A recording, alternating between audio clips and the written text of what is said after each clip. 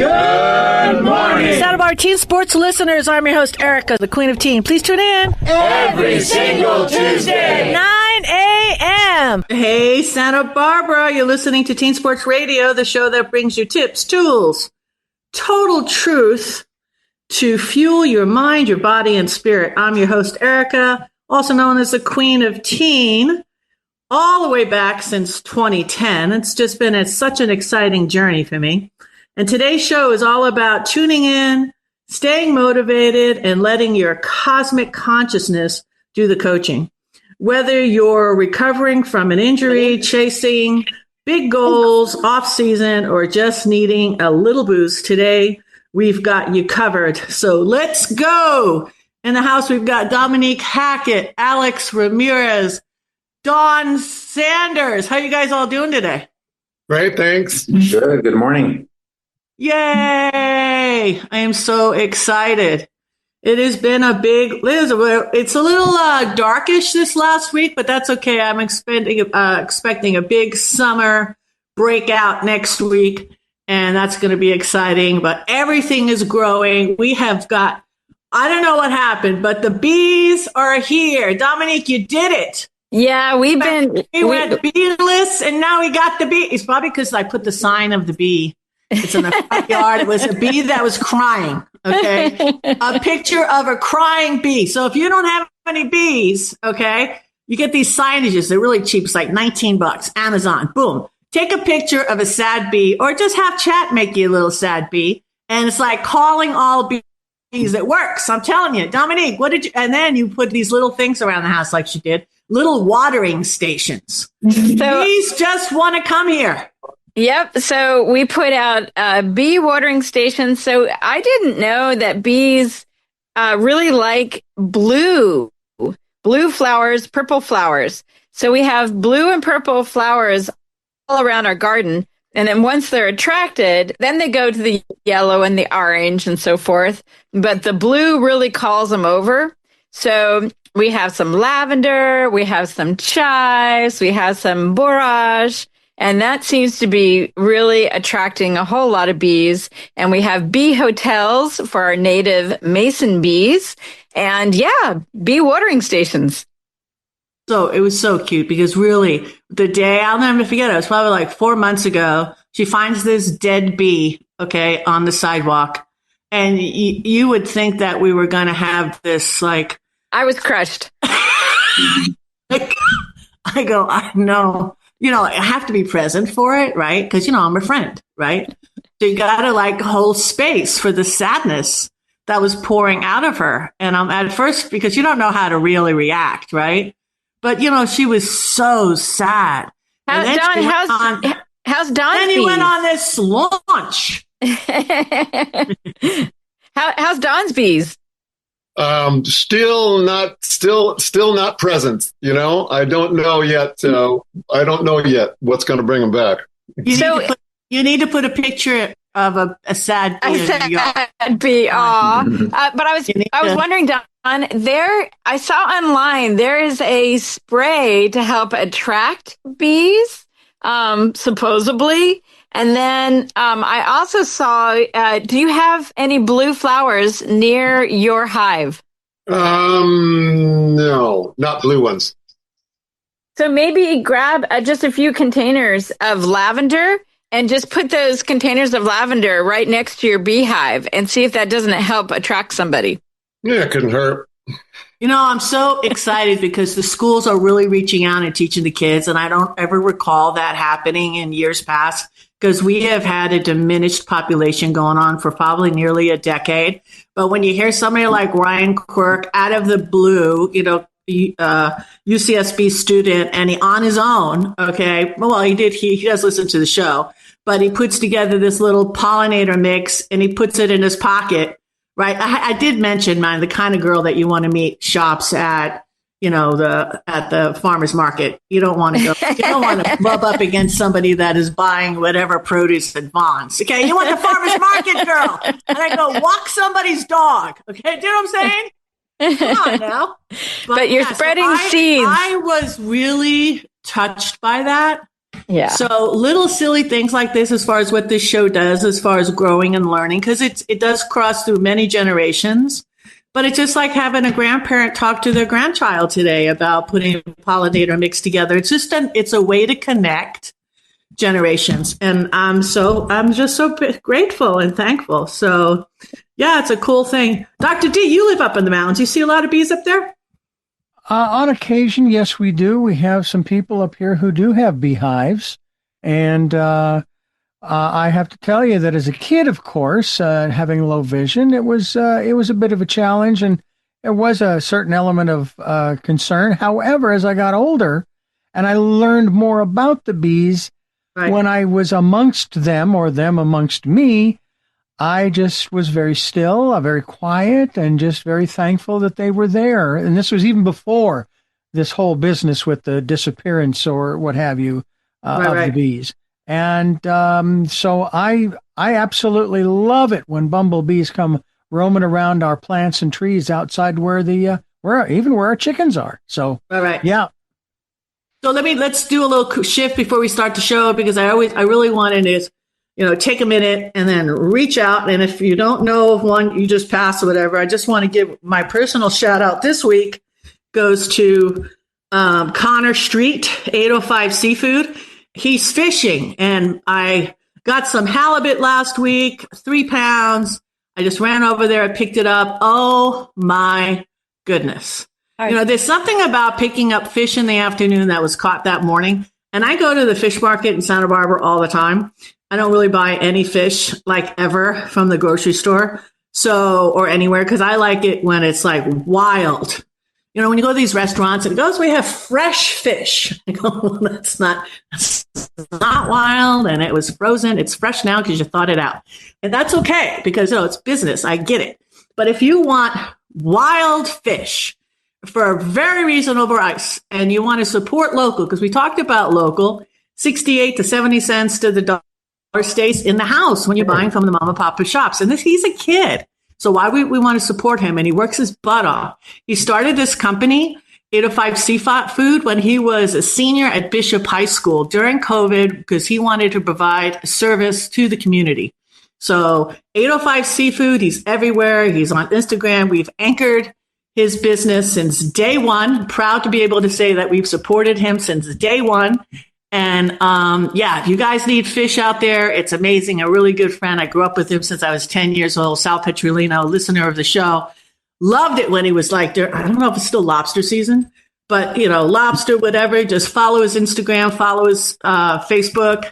Amazing. Don Sanders, do you have anybody you want to give love to? Yeah.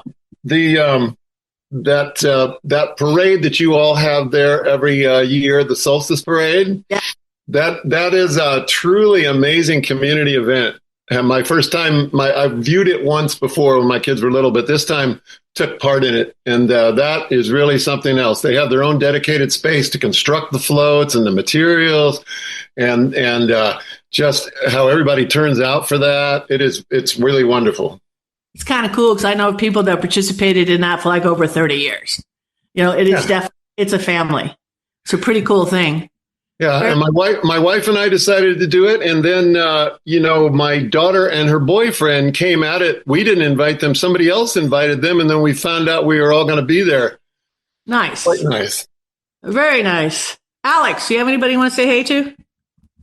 Well, no, but question, where can I go to 805 Seafood? Does he have a brick and mortar where I can get some fish, or do I need to DM him on Instagram?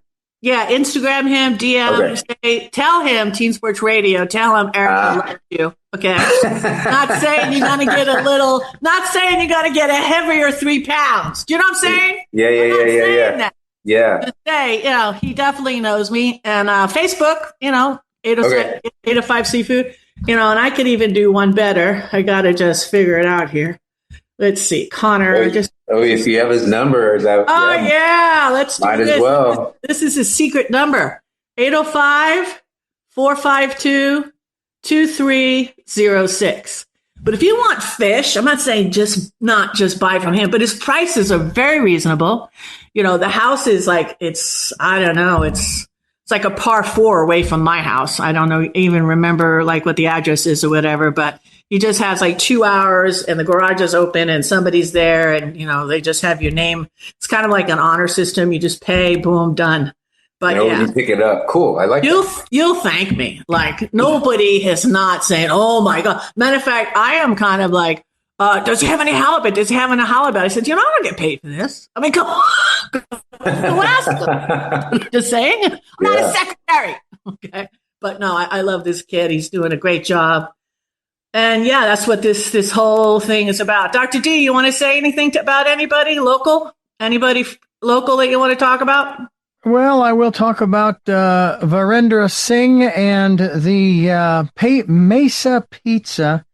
I can certainly speak to the whole pizza thing, but I got to tell you, they have got some of the best wings in town. And I have to say that before I came along to him, the best wings were at the Rusty's Pizza over on Carrillo. But they're just fabulous. And such a great guy. Really, really enjoy talking with him and looking forward to having him being a part of what we're doing here on KZSB, the station that talks about Santa Barbara. Right, that's what we do. That's how we roll. Dominique, you have anything? I do. I want to give a shout out to the Santa Barbara post office that is off of Patterson.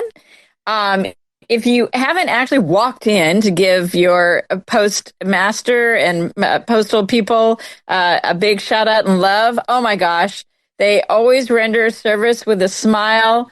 I feel like they are understaffed. I so appreciate just their kindness and processing everybody's mail and just being really kind about service. So a shout out to our postal workers and the postal people at Patterson. Sweet. Don Sanders, you have a hooga for us today?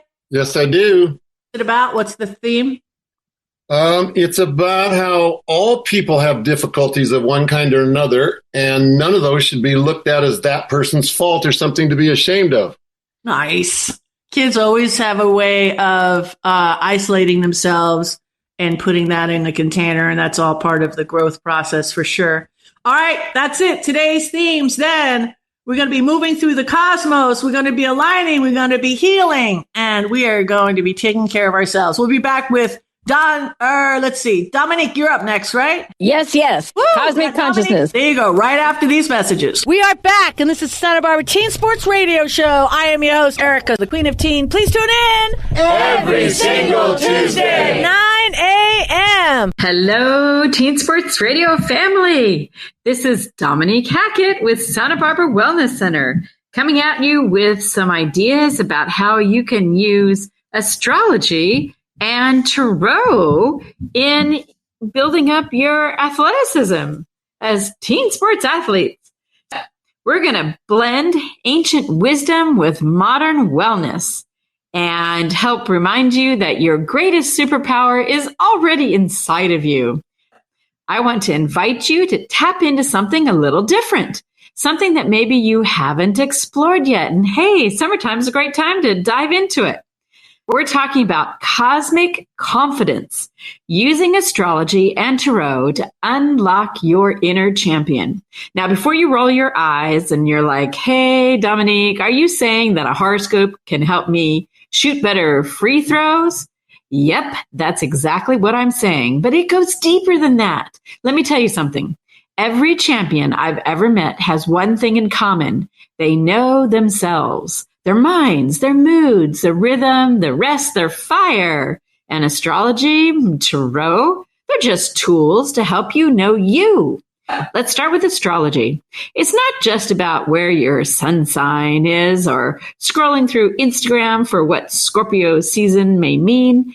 Astrology is sort of like a map. It's an energy map. It's showing patterns and maybe possibly where you're finding your power. You've got your sun sign, sure, that's your core vibe, but you've also got Mars for motivation and the moon for your emotional style and Mercury for how you think and communicate. All that, yeah, that's in your birth chart. Try going to sites like astro.com, maybe Time Passages. There's lots of places where you can get your birth chart for free. So athletes, imagine if you could look at a chart and say, oh, that's why I get competitive to the point of crazy. How about no wonder I freeze up during tryouts. It's not weakness. It's just my moon being in Pisces and getting all overwhelmed. Boom. Now you got self-awareness. Now you can train with that. With it, not against it. Here's a quick peek. Aries and Mars. Yeah, you're a sprinter. You're a fighter. You start fast, but just watch for burnout. How about Taurus, Sun, or Rising? You've got grounding, strength, but you hate being rushed. You want to build slow and solid routines. Leo, you're a natural performer. You shine when people are watching. Use that state of energy to fuel, but don't get distracted. How about Virgo placements? Y'all are the detail beasts. Yep. You obsess over your form till it's perfect. Just don't spiral into overthinking. Pull up your chart out there. There's lots of places for free. And start taking a look at some of your patterns. You'll be surprised how many bad days are actually just misaligned days. And how about the wins? Yeah, they might be written in the stars as well. How about moon cycles? When to train and when to chill? Now, let's talk about that beautiful mystery in the sky. The moon shifts signs every 2 to 3 days. She rules our emotions. And athletes, your mental game, yeah, that's half the battle. If you are pushing hard on a full moon when your nervous system is kind of fried, yeah, you're going to crash, right? Here's a quick moon breakdown for you, quick and easy. New moon, fresh starts, great time to set your goals. Write them down. Say them out loud. Begin a new practice or switch up your routine. Then the first quarter, time to grind. Yep, you feel some friction, but that's your growth edge. Full moon, high energy, bright, right? We can see everything. High emotions. Channel it wisely. Perform. Compete. But watch for the drama and the impulsive mistakes. Okay? How about last quarter moon? This is a time to reflect and recover. Let your muscles and your mind digest all that progress. You can sync your workouts and even your game strategy with the moon. Give it a try. Coaches don't talk about this stuff very much, but every now and then some athletes will whisper a little something about how their lunar rhythm is affecting their game. So how can we bring tarot into this to help us with clarity, focus, and intention, right? Mystics and muscleheads. Let's talk about tarot. Not for fortune telling, okay? It's more like using it as a mirror to help coach your soul and bring out that inspiration that you need in order to do really good in your games, okay? It helps you check in before you check out. Picture this. You've got a meet coming up, you're anxious, and you pull a card. Maybe the card's the magician card. Well, okay, I've got tools. I just need to trust them. What if you pull temperance? Balance, patience, don't overdo today. Just, steady wins the race, right? Maybe you pull an 8 of Pentacles. All right, I'm here to do the work. Brick by brick. Yep, I'm going to focus. I've had teens pull cards before big games, and it totally shifts their energy just from one message. And you know what else? Pulling a card can ground you in the moment where your brain is maybe like spiraling off. It gives your mind a place to pause, reflect, and get present. I pulled a card for this week, and it was the King of Pentacles. And, well, what does that mean for the week? I look at the card, and it's like, well, the knight's not all that flashy. He's not really dramatic. He's not leaping over hurdles or anything. And I just, I wonder and look at it and see how it pulls on my intuitions. Let's see. He's walking. He's focused. He's steady. He's doing the daily grind, and he's not skipping the warm-ups. He's eating good food for his fuel, and he's stretching. Message for this week. Keep it simple, be consistent, and take care of your body like it's your job, because it is.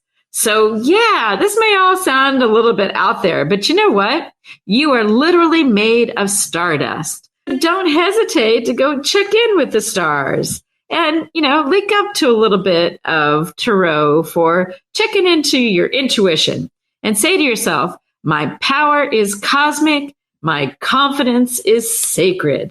You're not random. You are rhythm. You're not broken. You're becoming. You're not small. You are stardust and sneakers. This is Dominique Hackett from Santa Barbara Wellness Center, signing off with love, stardust, and sweaty high fives. We are back, and this is Santa Barbara Teen Sports Radio Show. I am your host, Erica, the Queen of Teen. Please tune in every single Tuesday, 9 a.m. Welcome back to Teen Sports Radio, everyone. This is Sky Ellsworth, and I'm a student at Life Chiropractic College West, and we are continuing to make progress through the 12 stages of healing. And here we are wrapping up the season of Awaken, where the soul intelligence starts to come in. If you haven't already, please go back and listen to previous recordings of the show. I know you can find us on SoundCloud, and go through the stages one by one. Go in order and really start to have an experience of what these stages feel like, and start to get a sense for how you can apply them in your life so that you can use them as a tool to help meet yourself exactly where you are.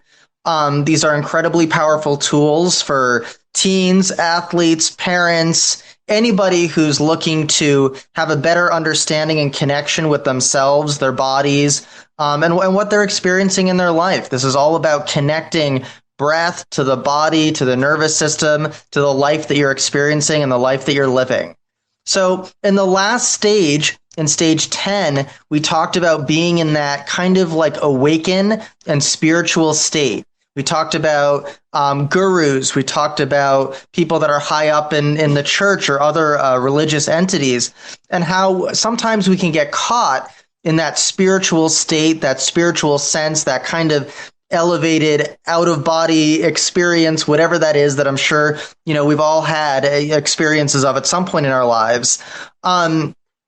But we don't want to be up there. We don't want to hang out up there. That's a beautiful temporary place to be that we can get a lot of gifts from, but it is disconnected from our bodies and it is disconnected from our lives. And it's really important that we come back down to earth and ground so that we can take those gifts that we gathered from that more awakened experience and actually let that express outwards through our realities. And this is the gift of stage 11. So the past stage, stage 10, we called it ascent. We were ascending, we were rising up, we were experiencing the gifts of that God force. And now we want to take that experience and bring it back down to earth. And that's what descent really means. So we ascended, and now we're descending. We're taking that information, taking that energy, and bringing it back to earth so that we can share these gifts with our community, so that we can start to live as a more connected, soulful being that has that sense of community, love, gratitude, so on and so forth. So in stage 11, in descent, we're really connecting with the energy of what our gifts are and sharing those with the world, sharing it throughout the community, and also allowing ourselves to receive gifts from others and receive gifts from the world. Oftentimes, I found that the people that I meet have difficulty with one over the other, right? You have people that are incredibly giving, and it's really hard for them to accept gifts. And then you have people that are great at accepting gifts and taking things in, but aren't so great at giving gifts. So this is one of those beautiful stages that there's kind of a little bit of a polarity to it. There are some definite rhythms here. This particular somato-respiratory integration exercise goes extremely well with some of the earlier stages that involve some polarities. So go back, listen to stage 2, listen to stage 4, listen to stage 5, and use that kind of as a platform when you bring the intelligence of stage 11 into your experience now. So let's do the exercise for this. So it's a little bit challenging to explain because it has a lot of parts, but I'm going to do my best. So what we're going to do is we're going to take one hand and we're going to make the universal sign of peace. So we're going to have our pinky and our ring finger bent in towards our palm so that our middle finger, our ring finger, and our thumb are extended. Our other hand is going to be a flat palm. We're going to hold these hands in these configurations over our heart space, over our lungs, and we're going to just practice first bringing them out and open so our arms are wide like we're receiving, and then we're going to go from out and we're going to bring them in towards our chest. Now the breathing here is nose-nose, so you're going to inhale through the nose and then exhale through the nose. So inhale as you bring your arms to your chest through the nose, and exhale as you bring your arms out. So as we bring our arms out and exhale, we're having the intention and energy of giving our gifts. And as we bring our hands in towards our chest and towards our heart, we're bringing the gifts in. We're accepting gifts. We're taking the creation that's already here and we're bringing it in and using that to then give out to others. So nose, and it's going to get fast. There's a lot of transformative energy in here. So the pace is going to be ha, ha, ha, ha, ha. And you can start off a little slower and then rapidly speed up the pace. Now, I like to do this standing. And when I stand, what I'll do is I'll bend my knees a little bit as I contract inwards as I bring the gifts in. And then I'll spring up and out like I'm blooming, like I'm giving all of myself out into the world. And when you do that, you want to be coming up and down. You don't want to be going back. So you don't want your head to go backwards into extension. You want to have your neck kind of straight and your chin backwards so you don't close off the vertebrae in your neck. You want to have, it's not a ecstatic experience where you're throwing your head back. It's receiving and giving gifts from a state of humility. So you really want to have your cervical spine engaged, your chin brought back, and just allow your legs to kind of pump down and then your arms to come in as you bring your hands toward your chest, as you bring those gifts in, and allow yourself to expand, bring your heart space up toward the sky. But again, keep your cervical spine, behind your head and your neck neutral, as you come out, as you bring your arms out.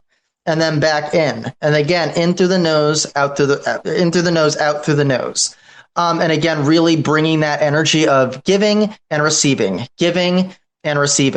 And this is a really, really great practice for individuals who are thinking about or doing community service. This is kind of what community service is, right? Giving your gifts to others. But when you give your gifts to others, people say, thank you, right? They're grateful. Are you the type of person that can receive the gratitude and actually allow yourself to feel proud of what you've done? It's not pride, and being happy with yourself is not ego. And that's something that can be a common misconception for people. It's not ego to receive thanks from people. Receiving thanks from people is energy that allows you to share your gifts even more. So I want you to have that understanding as you go forward into the world and live your best life and serve your community in the best way that you can. That's amazing.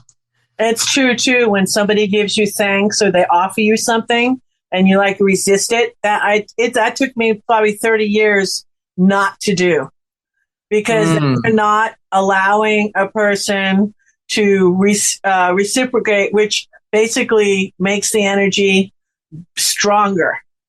You know what I'm saying? Because it's that whole wheel that you're clogging yourself, which is ridiculous. What you resist persists. Yes. Yep. Yeah. Right. Exactly. Yeah. It's so true. That's just so amazing. Oh my God. How do we get a hold of you? You can email me at thrivehivechiropractic@gmail.com. Okay. So what's the little peek for next week? Stage 12.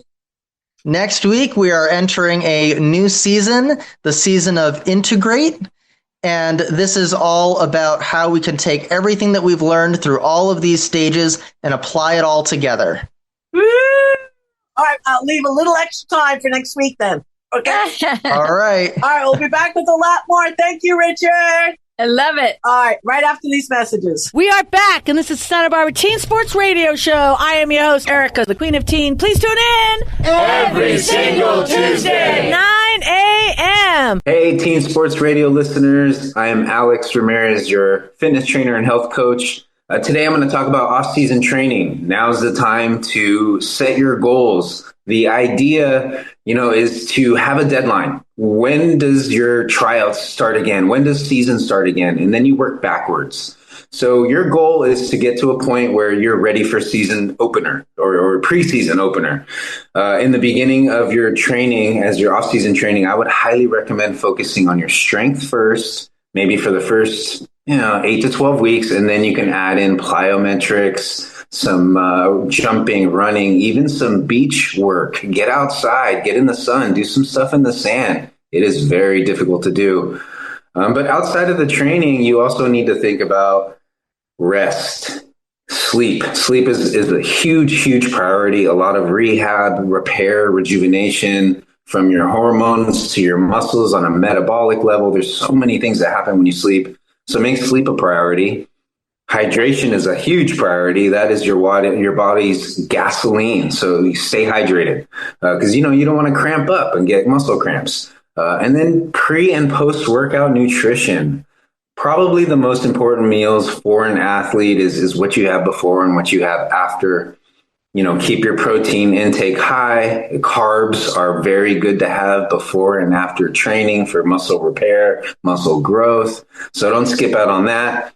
And then take your rest days as needed. You're in the summertime. You don't have to do things when you don't want to. So listen to your body. Really get in tune with your body. Have some intuition.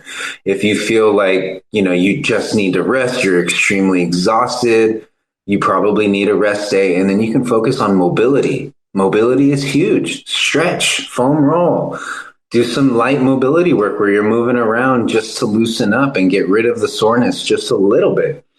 And then outside of that, you can split up your workout routine where you have maybe an upper body day and a lower body day and then a full body day. And then maybe on that fourth day, you're resting or walking or stretching or working on your mobility. So there's a lot to it that goes into off-season training, but the basics: deadline, have goals, get your sleep, keep your protein and carbs up before and after training. And then that's just a great start to get you going. More specifically, I would say single leg strength would be a very big focal point for you athletes out there. Any questions? It's not so much a question. What I used to do with the kids, because they were like year-round athletes and travel teams and all that kind of stuff, and I coached them and everything. Everybody knows the story.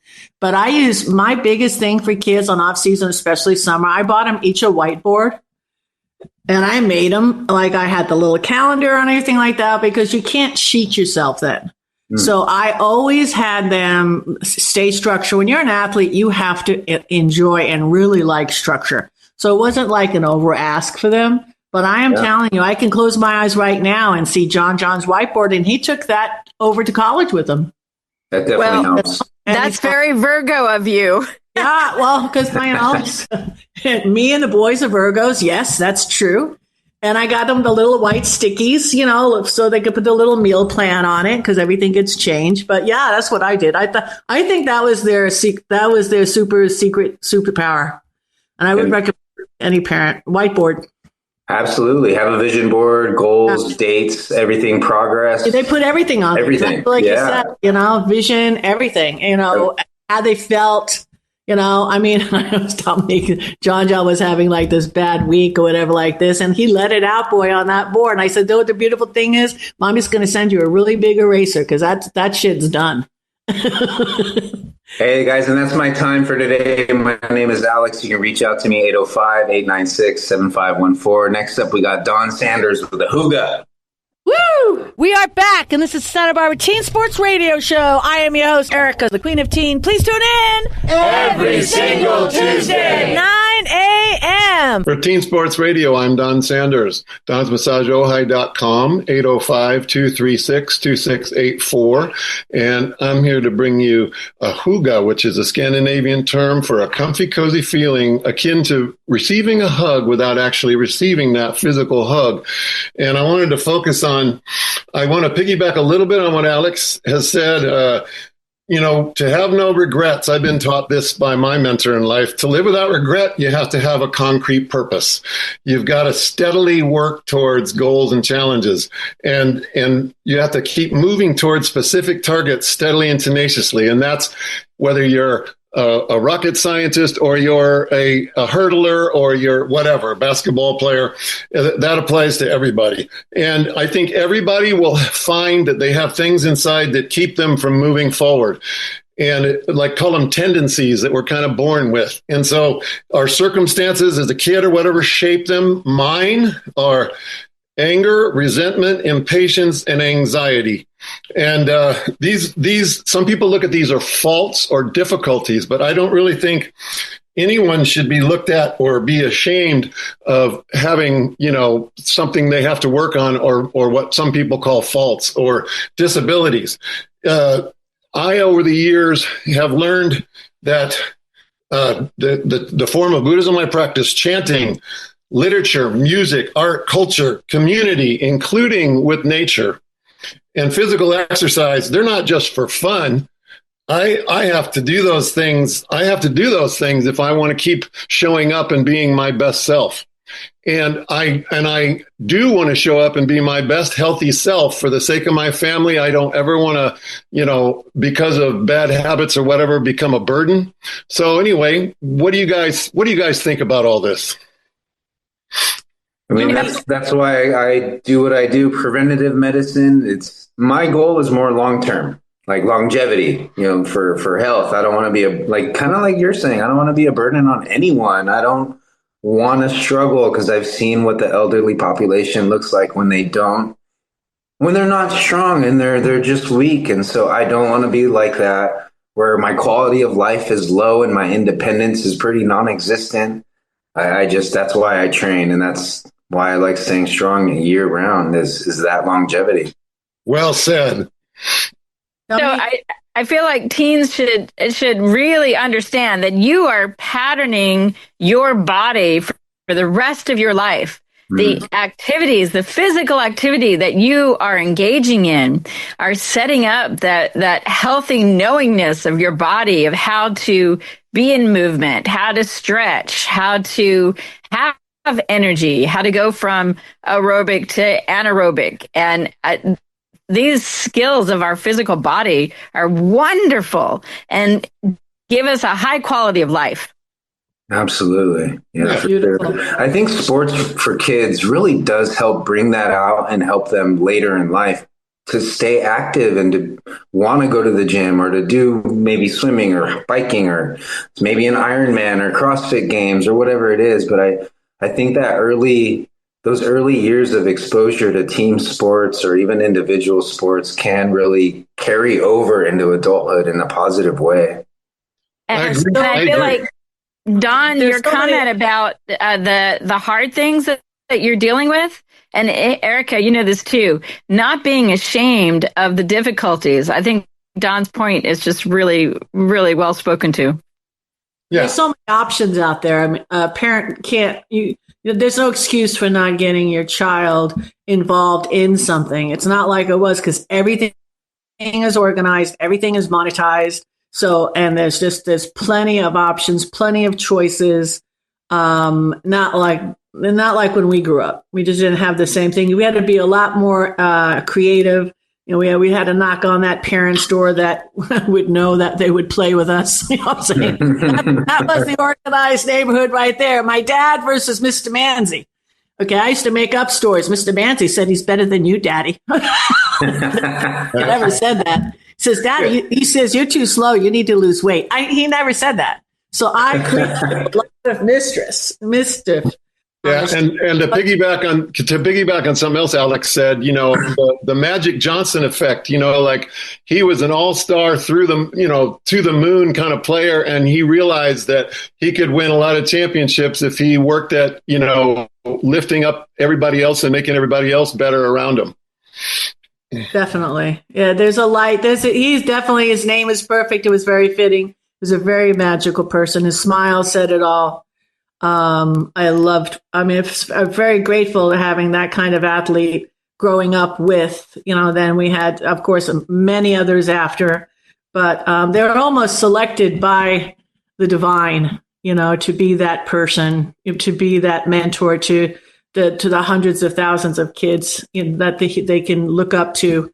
Wow, beautiful. Hey, well, that's a wrap on today's Teen Sports Radio. Big love to all of our listeners, guests, most importantly to every teen out there doing the work, healing, dreaming, training, and tuning in. Remember, you are your best investment. Your energy is so sacred, so protect it. And your voice, believe me, trust me, it matters. The outpour that came out with this whole boys and girls and the sports and all that. I mean, we all knew that it was going to take time shuffling through the court system in California, I should say. It's been over a decade, but that's getting resolved. And by the end of this year, the light's going to shine and it's all going to go back, I think, to the beginning, to where it was. And no disrespect to our trans community. We're going to find a nice lane for them as well. Everybody's going to win across the board. So at the end of the day, I just tell everybody, and Alex loves this close, but listen, teens, you be you, because everybody else is taken. Okay, that's it for this week. God bless. Thank you, KZSB, AM 1290 and FM 96.9. We are the station that talks about Santa Barbara. See you next week.